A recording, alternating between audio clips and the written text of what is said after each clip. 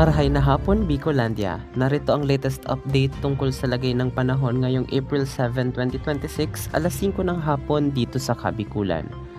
Patuloy pa rin nakakaapekto ang ridge o extension ng isang high pressure area sa may northern at central Luzon. Kasalukuyan namang nakakaapekto ang easterlies o mainit at maalinsangang hangin galing sa dagat Pasipiko sa nalalabing bahagi ng bansa.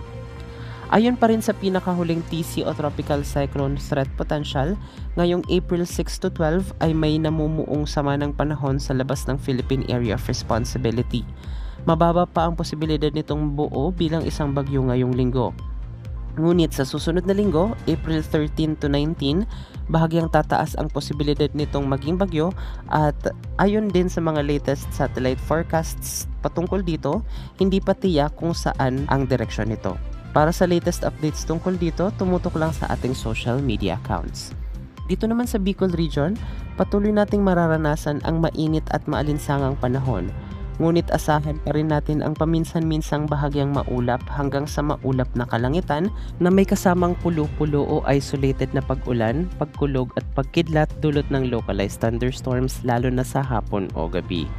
Posible rin ang pagbaha at pagguho ng lupa kung may severe thunderstorms. Magtungo naman tayo sa kondisyon ng hangin at karagatan. Mararanasan natin ang mahina hanggang sa katamtamang ihip ng hangin na magmumula sa silangan hanggang hilagang silangan.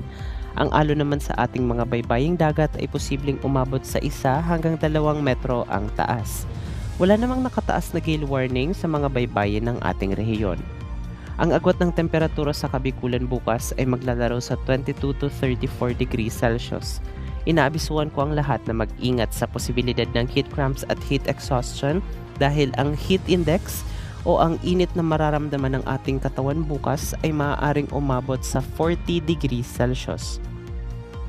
Kaya wag pong kalilimutang uminom ng maraming tubig, iwasan muna ang pagbilad ng matagal sa araw at magdala ng payong o magsuot ng sombrero kung kailangang lumabas. Ang araw ay sisikat bukas ng alas 5:40 ng umaga at lulubog bukas ng alas 5:56 ng hapon. Para sa pinakabagong ulat ng panahon at advisory sa Kabikulan, i-follow ang ating social media account o di naman kaya ang official page ng Pag-asa Southern Luzon. Ito po ang inyong Bicolano meteorologist, Ralph Bismonte.